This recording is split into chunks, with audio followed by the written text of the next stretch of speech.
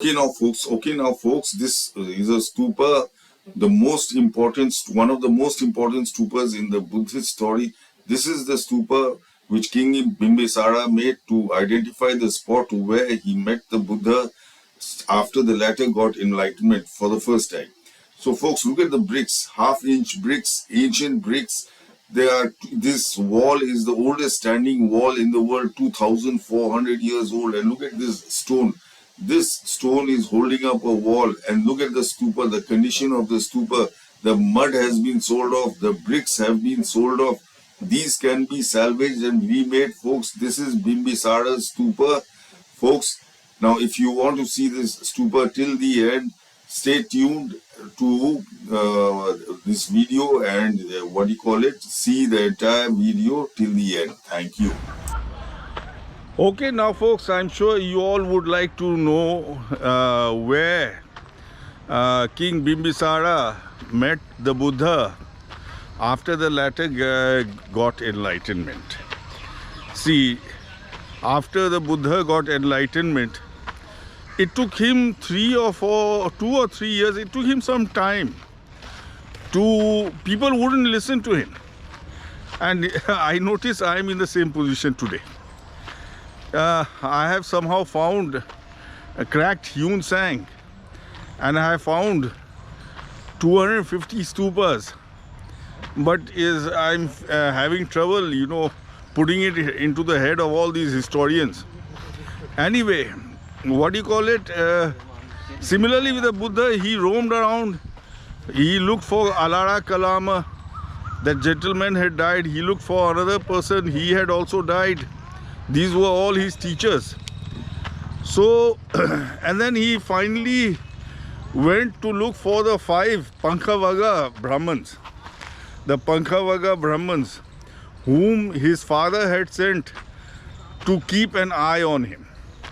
And he according to the present day historians in Sarnath, he gave his first preaching and they became his followers. But as the word spread out, King Bimbisara, who lived in Rajgir, now Rajgir is not the Rajgir which the Britishers have shown you all. Huen Tsangs calls Rajgir Holy Shikilihi, and the village name is Horidi. Horidi is very similar to Holy Shikilihi, and all the Buddhist spots can be identified around it. They have all got names. So basically, see, the British Orientalists, they didn't have the knowledge of Bihari culture to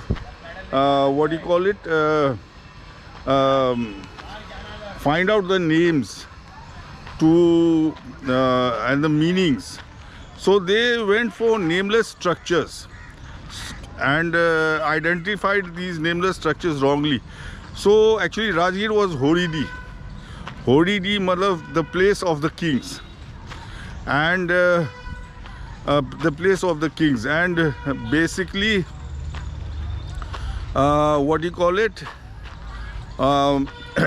Mahabhogliana. And now what happened was, when after he got enlightenment, King Bimbisara wanted to meet the Buddha.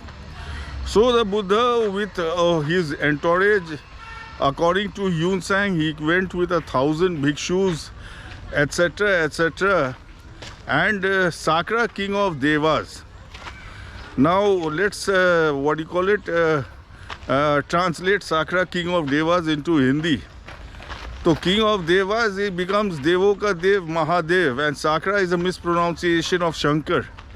And that's the name, Shankar is the name used in Bihar, where the Buddhist story took place. We don't call him Shiv, we call him Shankar. So Sakra, king of Devas also, but it means Shankar also went with the procession in front of the Buddha, walking 4 inches above the ground. That's according to Huen Tsangs. And King Bimbisara heard of the approach of the Buddha and his entourage. So he came with his entourage of 100,000 Brahmins and merchants and businessmen and officers and his army, and he marched towards where the Buddha was coming towards him. And on the spot, the two met. King Bimbisara made a stupa to identify the spot where they met after the Buddha, for the first time after the Buddha got enlightenment. Folks, due to God's grace, that stupa is still standing. And that's the oldest big Buddhist brick structure in India, I think. That's the oldest Buddhist brick structure standing above the ground in India, I think. Part of the wall still has the bricks, and the stupa still has half the mud. Half the mud has been sold off. Now this stupa, where is it? This is in Hathiyama. To identify this stupa, you read Huen Tsangs. After identifying the village of Mahamogliana and the relic stupa of Mahamogliana, Huen Tsangs goes on further. He says 3 or 4 leagues east of Khushiyalpur, of Kulikia. 3 or 4 leagues east of Kulikia is the stupa where King Bimbisara met the Buddha after the latter got enlightenment for the first time. So 3 or 4 li is around 1¼ kilometers. Exactly 1¼ kilometers east of Khushiyalpur, Mahamogliana's home. Yeah, east of Khushiyalpur, just as Huen Tsangs says, is Hathiyama. Now Hathiyama and the stupa is there. Folks, I will just have my say, and then you all can see the satellite picture of where the stupa is, and then you can see the photographs I took of the stupa. And I hope the Buddhists, have the good sense to go and take over that plot. The Bihar government will help you. So the stupa is standing there. Now, why do they call it Hathiyama? Hathiyama, in the elephant. See, the Buddha, the elephant was, it seems the foreign Buddhists don't know that the elephant represented Buddhism.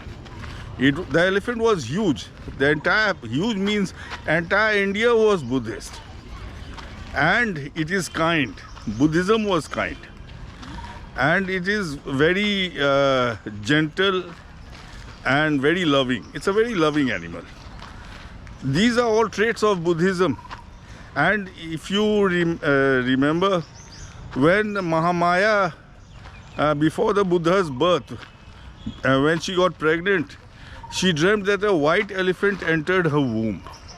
White elephant entered her womb.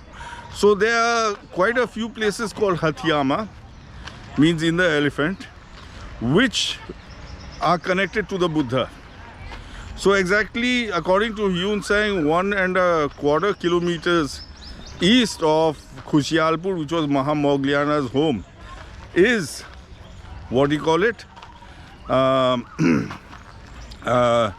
is Hathiyama, and the stupa is there. I would you can check out the satellite pictures of the place and check out the photographs of the condition of the stupa as it is today. Thank you, folks. Now that I have showed you Mudgaliputra's village, now let's see where Huen Tsangs takes us.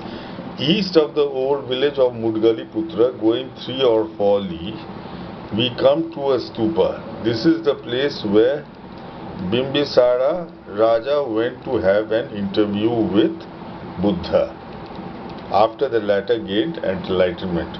When Tathagat first ordained the fruit of a Buddha, knowing that the hearts of the people of Magadh were waiting for him athirst, he accepted the invitation of Bimbisara Raja, and early in the morning, putting on his robes, he took his begging dish, and with 1,000 bhikshus around him on the right hand and the left, he advanced.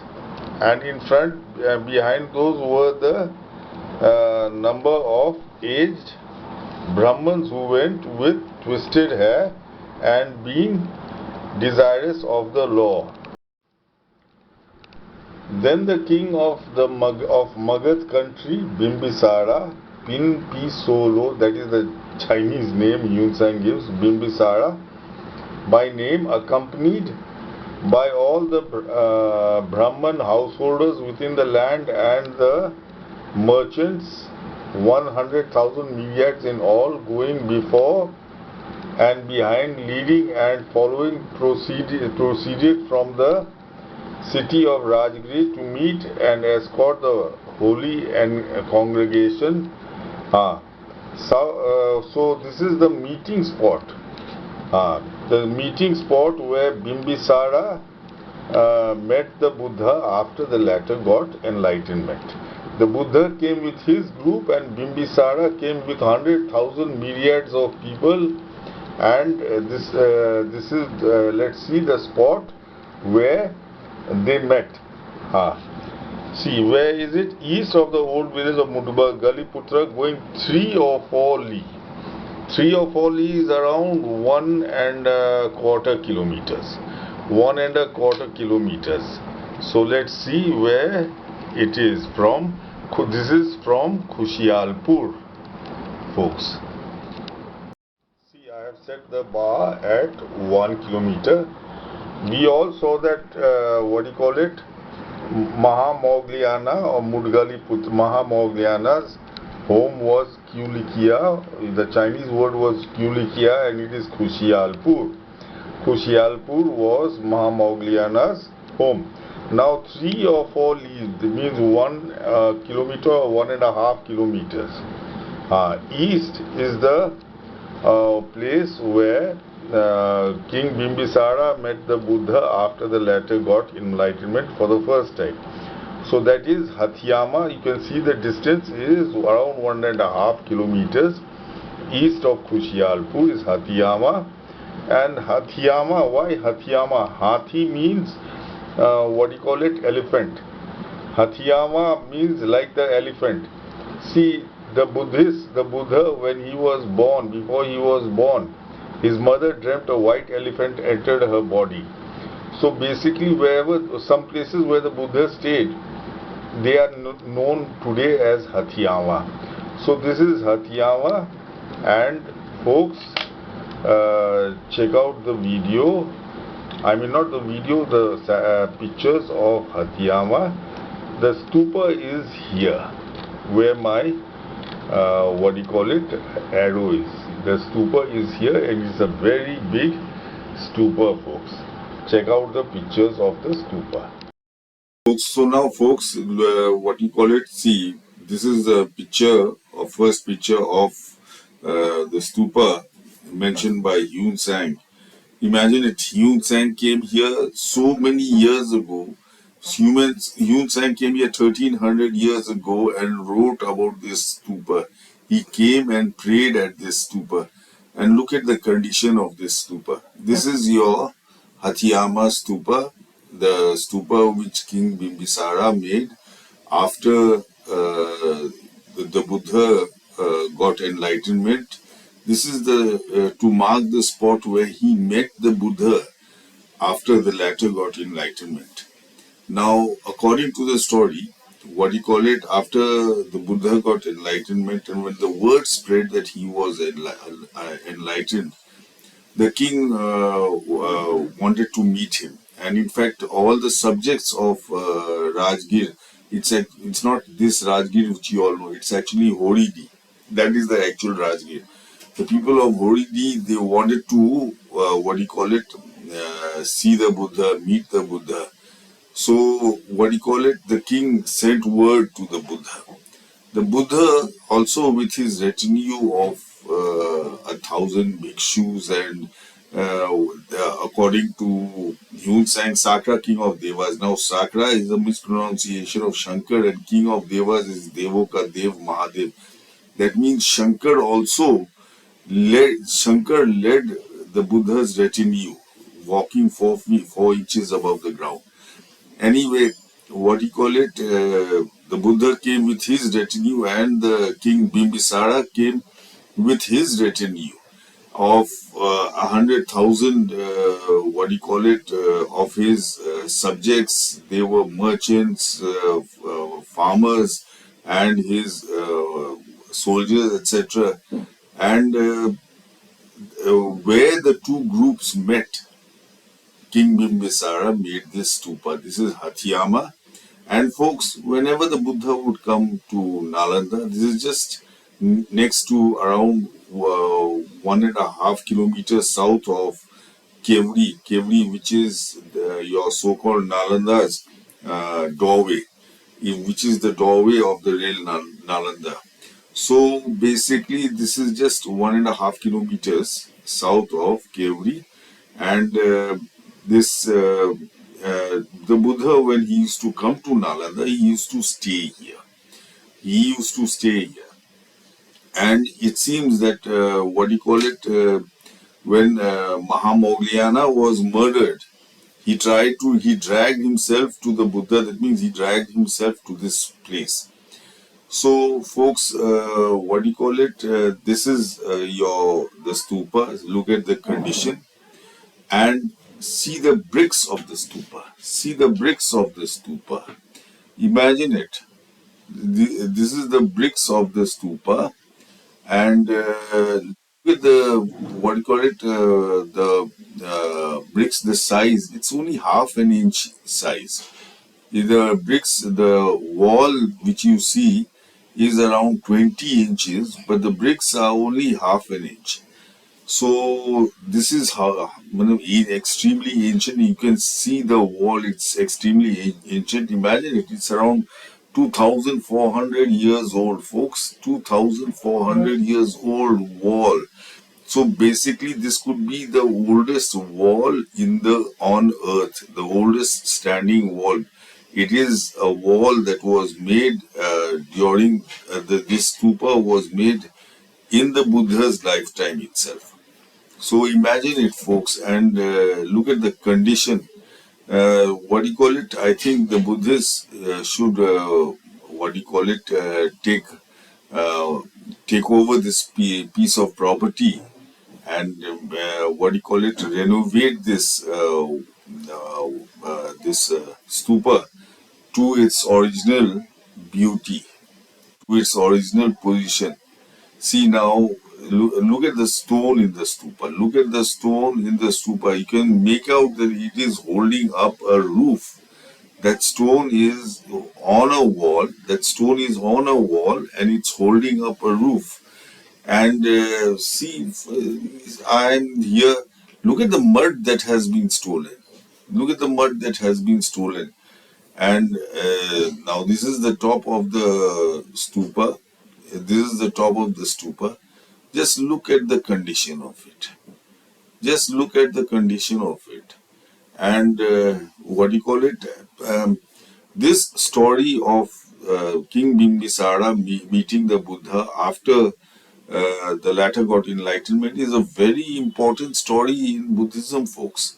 This story is a very important story in Buddhism.